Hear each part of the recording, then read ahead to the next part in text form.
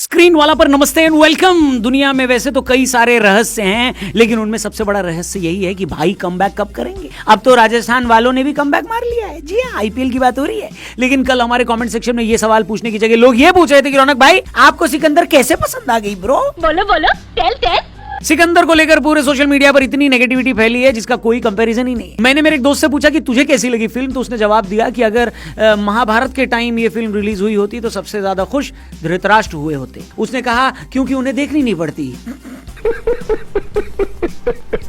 अब ये फिल्म लोगों को पसंद आ रही है या नहीं आ रही है ये अलग मुद्दा है, लेकिन सबसे बड़ी प्रॉब्लम इस फिल्म के साथ जो हुई वो ये कि अपने रिलीज से पहले ही, यानी थिएटर में आने से पहले ये फिल्म इंटरनेट पर लीक हो गई। मजाक बना रखा है इन लोगों ने। पायरेसी की सबसे बड़ी मार इंडियन फिल्म इंडस्ट्री को पड़ी है। डेक्कन हेरल्ड में छपी एक रिपोर्ट के मुताबिक 2023 में पायरेसी की वजह से पूरी फिल्म इंडस्ट्री को 22,400 करोड़ का नुकसान हुआ है। पिछले 3 सालों में रिलीज से पहले और रिलीज के बाद फिल्मों के ऑनलाइन लीक्स की वजह से प्रोड्यूसर्स को भारी नुकसान हुआ है। प्रोजेक्ट्स पर पैसे लगाने वाले प्रोड्यूसर्स लॉस में जाएंगे तो फिल्मों पर और पैसे वो कैसे लगाएंगे। कम पैसा तो कम बजट तो कम फिल्में तो टेक्नीशियंस और आर्टिस्ट को कम काम।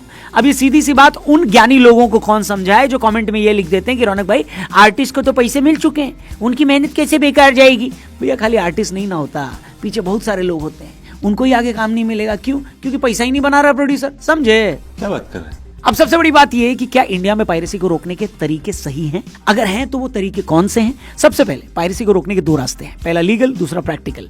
लीगल रास्तों की पहले बात करते हैं। सबसे पहले कॉपीराइट एक्ट 1957, जिसमें 2012 में अमेंड किया गया। ये फिल्म, म्यूजिक, सॉफ्टवेयर और बुक्स को कवर करता है जिसके इंटेलेक्चुअल प्रॉपर्टी राइट्स किसी एक पार्टी के पास होते हैं। मेकर्स या डेवलपर चाहें तो कोर्ट में केस डालकर अपने लॉस का हर्जाना मांग सकते हैं। अगर डैमेज इरिवर्सिबल है तो फिर इसे एक क्रिमिनल केस की तरह ट्रीट करके सेटलमेंट की जगह सेक्शन 63 के तहत 6 महीने से 3 साल की जेल और 50,000 से 2 लाख का जुर्माना करवाया जा सकता है। सेक्शन 63B में पायरेटेड सॉफ्टवेयर इस्तेमाल करने की सजा भी यही है। ये डिजिटल कंटेंट को भी प्रोटेक्ट करता है। ठीक ऐसे ही फिल्म्स और ऑनलाइन एंटरटेनमेंट को प्रोटेक्ट करने के लिए सिनेमेटोग्राफी एक्ट 2023 काम में आता है, जो फिल्म पायरेसी को रोकता है। जैसे थिएटर में रिकॉर्डिंग या बिना इजाजत इसको सोशल मीडिया पर पोस्ट करना आपको 3 साल तक जेल, 10 लाख तक जुर्माना या दोनों करवा सकता है। इसके साथ ही ये ऑनलाइन पायरेटेड फिल्म्स हटाने का ऑर्डर भी कोर्ट से दिलवा सकता है।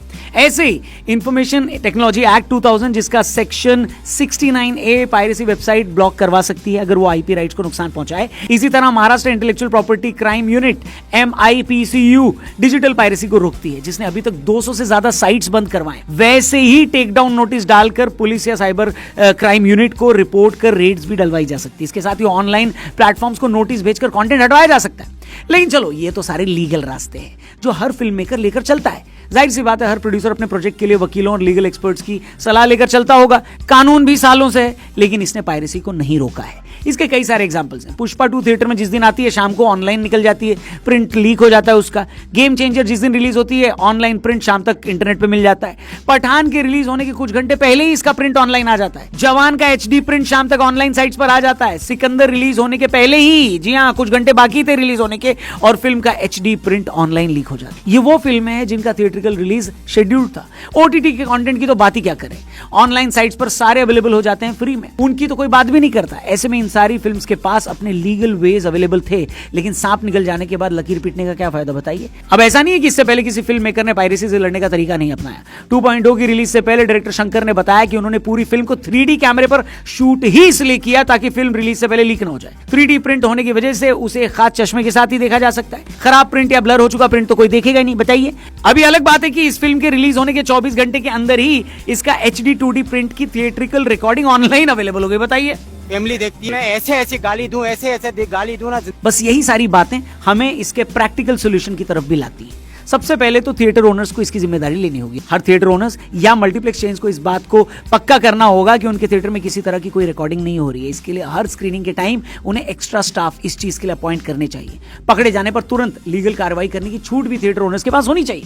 दूसरा सोल्यूशन यही हो सकता है कि बड़ी फिल्में हमेशा 3D कैमरे के साथ शूट की जाएं। ये फिल्म की कॉस्ट को जरूर बढ़ाएंगे, लेकिन कम से कम फिल्म रिलीज से पहले ही लीक तो नहीं हो पाएगी। इसके साथ ही फिल्म के प्रिंट्स को सिक्योर करने के लिए भी लीगल एनफोर्समेंट एजेंसीज की हेल्प ली जा सकती है, जो इस बात को मेक श्योर करें कि किसी भी फिल्म के प्रोडक्शन के दौरान उससे जुड़े लोग प्रिंट को लीक ना कर दें। इन सब के बीच प्रोड्यूसर्स का भी थोड़ा लालच होता है या कंजूसी बोल लें, वो उनके ही प्रोडक्ट्स को नुकसान पहुंचाता है, क्योंकि पैसे बचाने के लिए हैवी वीएफएक्स वाली कंपनियों को उन आर्टिस्ट के पास दिया जाता है जो कम पैसे में उसका वीएफएक्स कर पाए। कई बार ऐसा हुआ है कि इन अनऑथराइज्ड या फ्रीलांस आर्टिस्ट में से किसी एक के हाथों फिल्म का कोई एक इंपॉर्टेंट सीन या कभी कभी पूरी फिल्म ही लीक हो जाती है। अगर किसी को लगता है कि हॉलीवुड हमारी फिल्म इंडस्ट्री से बेटर तरीके से पायरेसी को कंट्रोल करता है, तो यह भी पार्शियली ही सच है। यह बात सही है कि वहां बेहतर कानून और एनफोर्समेंट एजेंसीज का काम होता है, लेकिन फिर भी उनकी फिल्में जब ग्लोबल मार्केट्स में आती हैं तो लीक हो ही जाती है। उनकी एवेंजर्स इन्फिनिटी वॉर तो रिलीज से 2 दिन पहले ही रिलीज हो गई थी ऑनलाइन।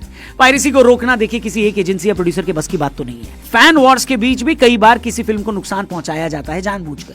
पूरी इंडस्ट्री को सरकार के साथ मिलकर, एजेंसीज के साथ मिलकर इसके खिलाफ काम करने की जरूरत है, तभी इसको कंट्रोल किया जा सकता है। और ईमानदारी से जिन लोगों ने अपने पैसे को, अपने खून पसीने की कमाई को इसमें लगाया है, उनको एक एक पाई का उनका हिसाब मिल सकता है।